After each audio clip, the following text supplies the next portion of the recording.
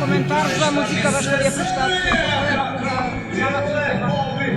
Ова покажува паниката на ВМРО ДПМН, ова го покажува и потврдува огромниот пораз кој што ги очекува на ВМРО ДПМН на 12 април. Ова не смета да ја кажуваме вистината, овде зборуваме за отпад кој што несоодветно, незаконски, подпомогнат од кадри на ВМРО ДПМН се депонирал во Дрисла, зборуваме за медицинскиот отпад, зборуваме како крвта од тие животни кои што се фрлале таму истекувала во водите на Вардар, со тоа што се ширало зараза и опасност за сите граѓани овде во државата. Тоа мора да биде санкционирано и одговорност за оваа држава мора да има. Може би заради тоа од ВМРО ДПМН се обидуваат со пуштање на музика да ја спречат вистината, но вистината ќе излезе на видео. Коментар околу законот за јавно обвинителство. Договор нема за овој закон, што ќе следи натаму?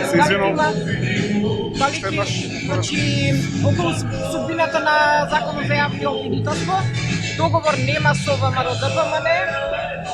Каква ќе биде натаму судбината, кои ќе бидат чекорите натаму на СДСМ и дали е можно одложување на изборите?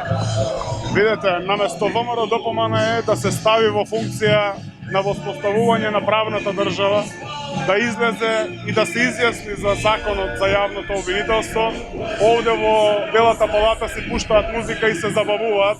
Тоа е односот спрема државата од страна на ВМРО ДПМН. Знаеме колку е важен новиот закон за јавно обвинителство, знаеме дека е услов и од Европската унија. Јас не би рекол дека би се одложиле изборите, евентуално може да најдеме соодветни законски рокови кои што ги овозможува уставот да биде пролонгирано распуштањето на собранието, а се со цел изјаснување на пратениците, наместо бегање од страна на пратениците на ВМРО ДПМН од изјаснување околу законот за јавно обвинителство. Правда и одговорност и воспоставување на правната држава, ослободување од последните остатоци на режимот кои што седат во правосудството мора да има. Мора конечно сите ние како одговорни политичари да се ставиме во функција на правото и правната држава. Секој за кој што во транспарентна судска постапка ќе се докаже дека го прекршил законот, направил штета на државата, направил штета на граѓаните, наместо да седи овде во Белиот дворец и да пушта музика, треба да биде во затвор.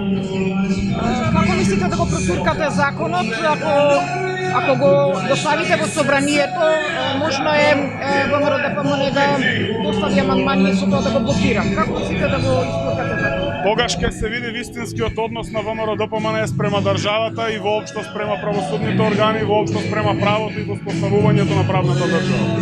Ние веќе цела година зборуваме околу тоа. Ние им дадовме, бараа јавна расправа. Донесоа експерти кои што тие ги предложи.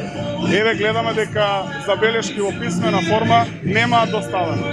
ВМРО ДПМН, ова е мој личен став, упорно се обидува да купува време со цел да се ги спаси криминалците во нивните редови. Ќе направиме се за тоа да го спречиме.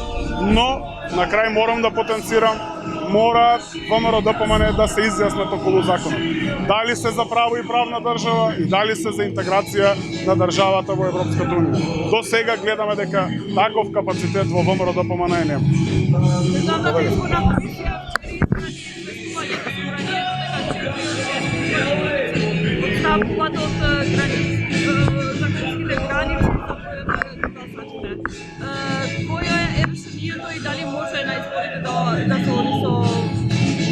Од она што го знам дека изборниот законник се усогласува, ние во собранието ќе почекаме работните групи кои што работат на усогласување, пред се мислам и на усогласување и надметнувањето на забелешките и условите од ОПСИ и ОДИХР, секако и забелешките од другите засегнати страни, но за поконкретни одговори ве упатувам во работните тела кои што можат суштински и детално да ве информираат околу текот на законот. Благодарам и на вас.